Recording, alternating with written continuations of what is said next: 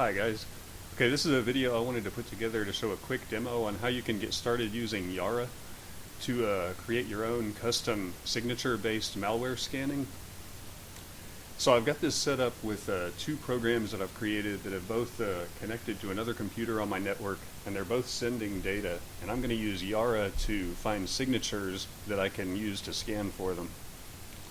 So if I look at my network or my system resource monitor here, I can see there's a lot of network activity.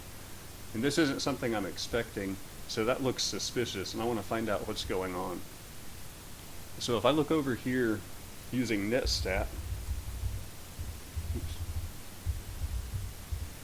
I'm going to use netstat to see what kind of connections I have, and I'm going to search for established connections.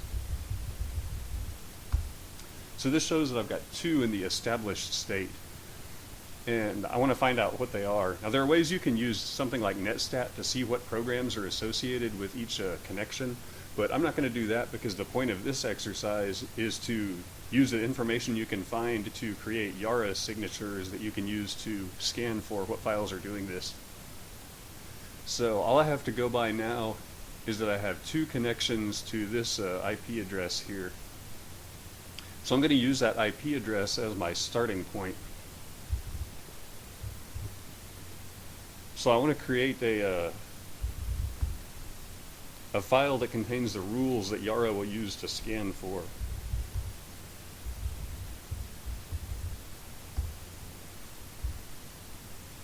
So I'm going to give the rule a name. Since I know the IP address, I'm going to call this rule bad IP.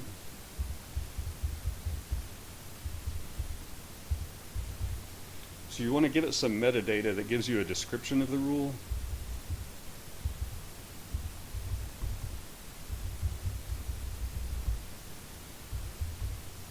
My description will be file contains bad IP address, because I'm going to be scanning to look for files that contain this IP address that I can see that I'm connected to.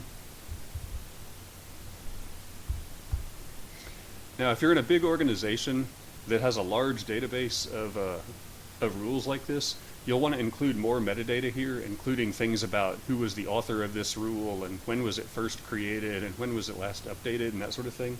I'm not going to do those here just to keep this short and quick. So you also have a section for strings. These are patterns inside a file that you want to search for. So I'm just going to have one here. I'll call this one bad IP.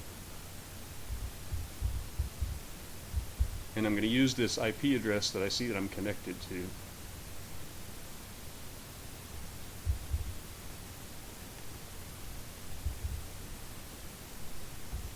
Now I need to tell it a condition too.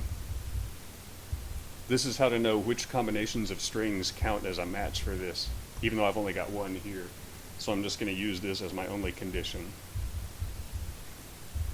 This tells it that anytime it sees this bad IP address in a file, that counts as a match. So I'm going to scan with Yara. I'm going to use -R to tell it to scan recursively through every subdirectory under the current directory. I'm going to specify the name of the rules file, which is this test.yara that I just created. And I'm going to tell it what directory to start in. Normally you're going to do this on your entire computer, and every storage device that's connected to your computer would have to be scanned completely, but that takes a long time, and I know I've got my files in this samples directory, so to keep the demo short, I'm just going to use that. So it scans through here and it finds this bad file that has a match for this IP address that I was looking for. So knowing that, I still don't know that that's what has the connection, but I'm going to give this a try here. I'll come back over here and run netstat again just to make sure. And it shows that I'm still connected. It's still got a connection to this IP address with two different sessions. So now, knowing that Yara found this file called bad, I'm going to see if I can find that process. So I'll do a ps-a for all of them, and I'll grep for that name. So here I've got a process ID for it. So I'm going to kill that file. Okay, I look down here, I still see a lot of network activity here. So I'm going to kill this process 4770. Now I can see that made a little drop in my network activity here, but there's still some there. So if I do this netstat again, now I've only got the one established session. This one that was on port 8000 has stopped. But apparently I've still got some other connection here to the same IP address on a different port. And even though I was searching for the IP address, it didn't find it in the file. So I might need to make my rule more complex here. So I'm going to go back into my rules file here.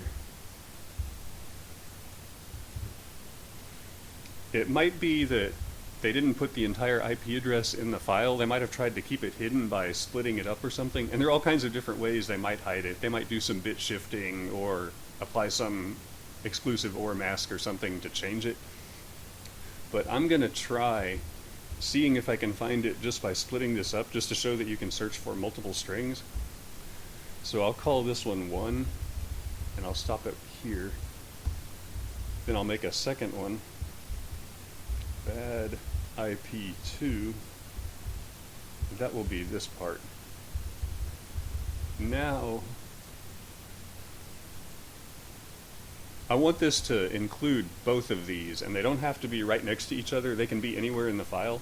Since I want to include both of them as my condition, I'm going to say all of, and then I'll put this in parentheses, and you can say bad IP1 and bad IP2. I'm going to put a star here as a wildcard so that it will match any of these bad IP rules that I have listed here.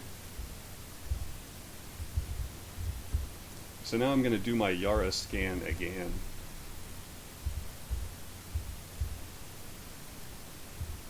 Now it finds two files. It's got this bad and it's found this worse file. So if I do the same thing again, ps-a and grep for worse, now it found a process ID for that one, so I'm going to kill that process. Now I see that really stopped the network activity. So if I do a netstat again, it shows there are no established connections. So just doing that, I found the two files, but I want to take this a little bit farther, so I'm going to start the two files again.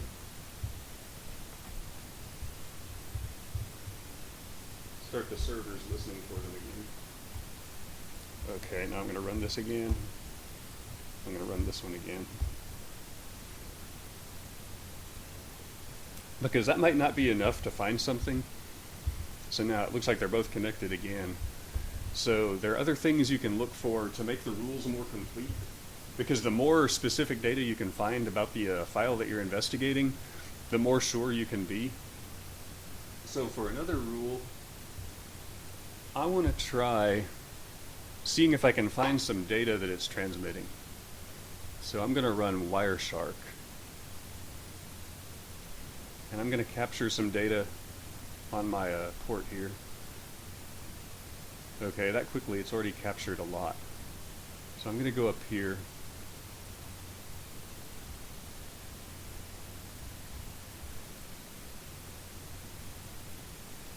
Okay, we can see both of these ports it's captured data from. The one's going to 8001 and the one's going to 8000. So I'm going to start by looking at this one. I'm going to follow this TCP stream. Now I see that this is really just kind of random garbage data that I put in just to give it something to transmit so we could have something to work with. So what I want to do is see if I can scan the file to see if it contains this, because if there's malware on your system, it might be sending commands back to a server, or it might be sending other data about your system. It's going to be sending something to let the malware creator know that he's connected to your system. So I'm going to see if I can create a rule that will search for some of this data. I'm just going to copy some of this. Now I'll move this up here. Now I'm going to go back into my rules file. So I'm going to create another rule here, and I'll call this one bad data.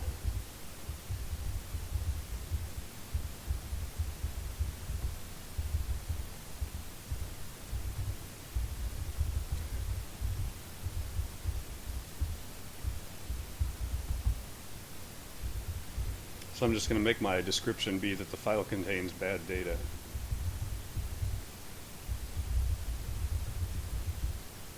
Because this is the data that we've seen being transmitted on the connection.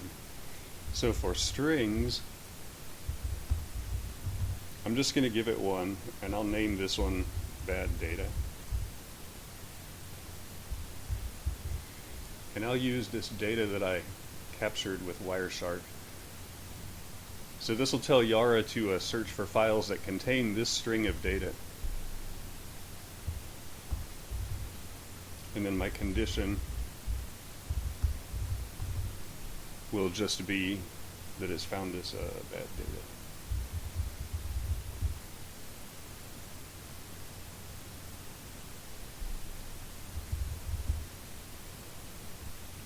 Okay, I don't need this now.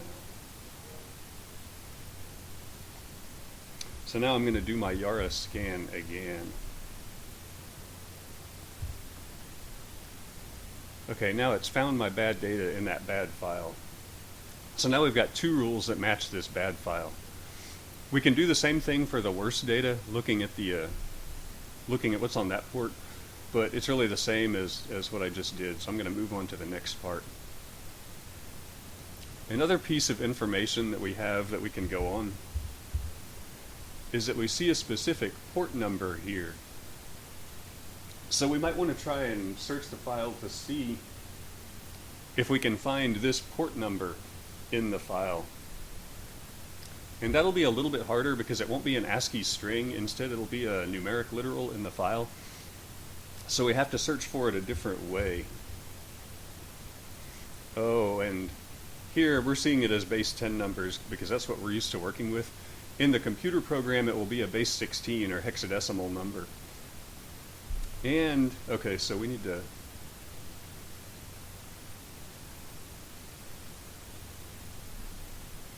see what these will be in hex. So decimal 8000, the hex value is 1F40. But it will look backwards in the file because at the processor level, instead of seeing the big part of the number first and then the small part, it looks at the small part first and then the big part. So these will be in reversed order. It's kind of like we look at a number and see it as 24. The processor will look at it and see it as 4 and 20 because it has the small part before the big part. So these numbers will be switched in the file that we're trying to search for. So I can go back into my Yara rules here. I'm going to go back up to the top. And I'm going to create a rule. I'll call it bad port. And I want to create a rule that will search for either one of these two port numbers that we see here that it's connected to.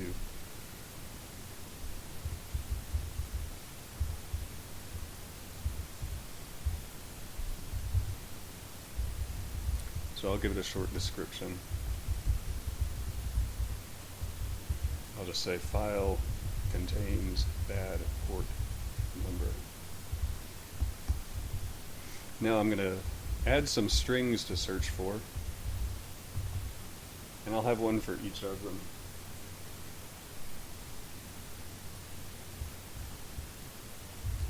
So bad port 1.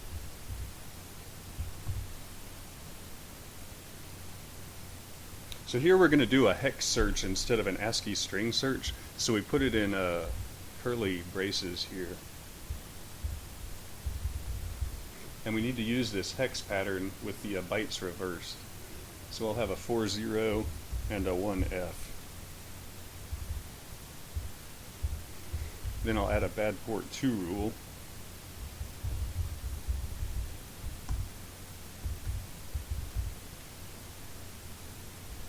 That will be 411F because the port number incremented by 1.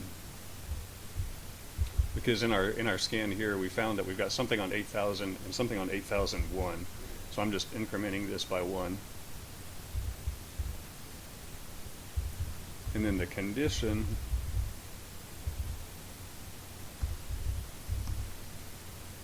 I'm going to say any of, It doesn't need to contain both of these. It will probably only contain one of them. So instead of all of, I'm going to say any of, and then in parentheses here, bad port, and I'll use my wildcard character to match either the 1 or the 2 in the rule name here. Now this will find this in the file, but by itself this isn't a good rule because it's only 2 bytes, and pretty much every file on your computer is going to be thousands of bytes. And the chances of these 2 bytes just occurring next to each other are so high that if you do a scan like this on your whole computer, it's going to pretty much find every file. So what we need to do is to have a way to make the search more specific, because it's not enough to just have this byte pattern somewhere in the file. What we need is to see that this is being used as a port number to create a TCP connection to some remote host. So what we need to do is find a way to confirm that it's actually this data being used as a port number. So from basic network programming, we know that after we've created a socket, we need to call an operating system function to connect the socket to some remote host. And the port number is part of the data that we need to pass to that connect socket function. So what we need to be able to do is find a way to see this data being passed to that connect the socket function. But we don't have much to work with because the malware that we're searching for will have been written in some high-level programming language. It might have been written in C or C++. I actually wrote my file in Ada just because it's my favorite language. But we won't have the source code for somebody's malware. All we'll have is the binary executable that was built after their program was compiled and built. So all we have is that one executable file in the native machine language for this processor. But we can look at that. Since we've found these using our scan, I'll do this again, yara-r test.yara samples. Since this shows us that we have a match for it shows us what files match those conditions, so now we know what file we can look at. So if I want to look at this bad file, all we have is a machine language executable file, but we can disassemble it and look at the assembly language and see if we can find where it's calling that connect to the socket function. So I'm going to use the object dump tool, objdump. This is standard on any Unix system. I'm going to use the -D to tell it to disassemble the entire file. And I'm going to give it the file name that's in samples, and it was called bad. And then I'm going to pipe that into less so I can scroll around in it and search for keywords. So here's what our file looks like as a machine language. And I want to search for this port number in here somewhere. So I've got my port number, that's this 401F. So I'll do a search here, 401F. Okay, here it found that data, and just a little bit below that, it's got this, this means it's calling a subroutine, and it's got this label for it, this connect socket. So this looks like what we're looking for. This is the port number is being used as part of the data that it's setting up for this call to the connect the socket function. So that's probably what we're looking for. So we can also confirm by looking at the other file. I'm going to exit out of this, and I'm going to do the same thing. -D samples, and the other file was called worse. I'm going to pipe it into less. Now I'm going to search for that pattern. Since we know in one it was 8,000 and the other one was 8001, this is incremented by 1.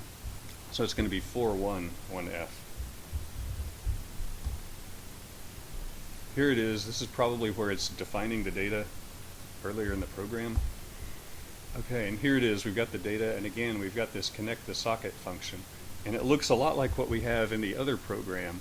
So this is probably a good candidate for a rule if we can find a way to match this, either one of these port numbers with this call to this connect socket function. So what I want to do, I want to see how much of this data we can match to it. It's going to have some differences here, but if I start with this part, I'm just going to copy these bytes into here so I can compare it to the other one.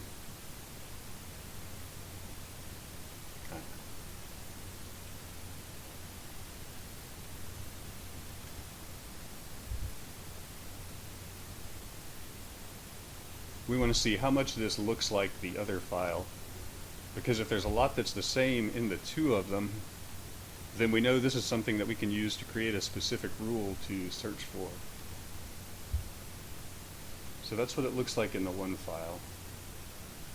So we'll compare it to the other file here.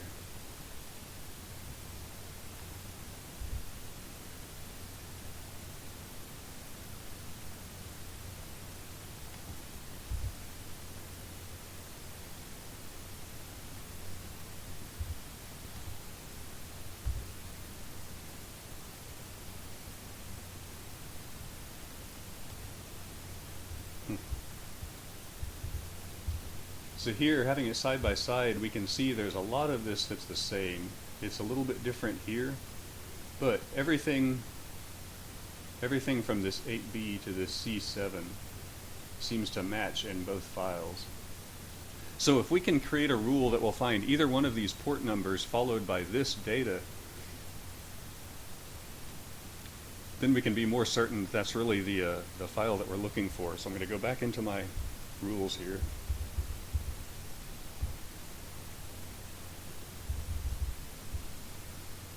So we don't need both of these because we can use a wildcard here. This one will match that 4.1 and this one will match the 4.0. But if in the next file he's using the next port up, it was 8000 and 8001, if he's using 8002 or 8003, these numbers are going to change.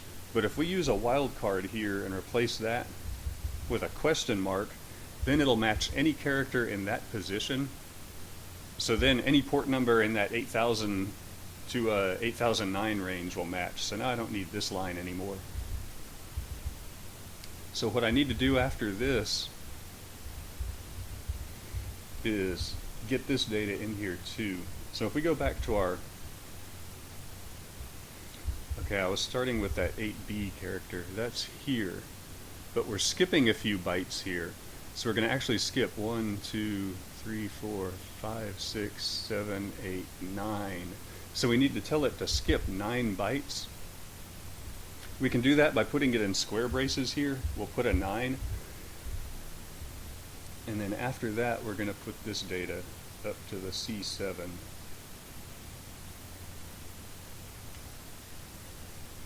So what this tells it is, if it sees this pattern of a 4 followed by any character, followed by this 1F, and then skips 9 bytes and sees all of this, that counts as a match to this bad port rule.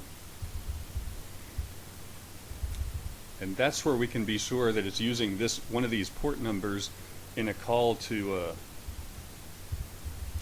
connect the socket to the remote host that it's trying to connect to. So I'm just going to change this back to bad port 1. I'll write that. Now I'm going to do my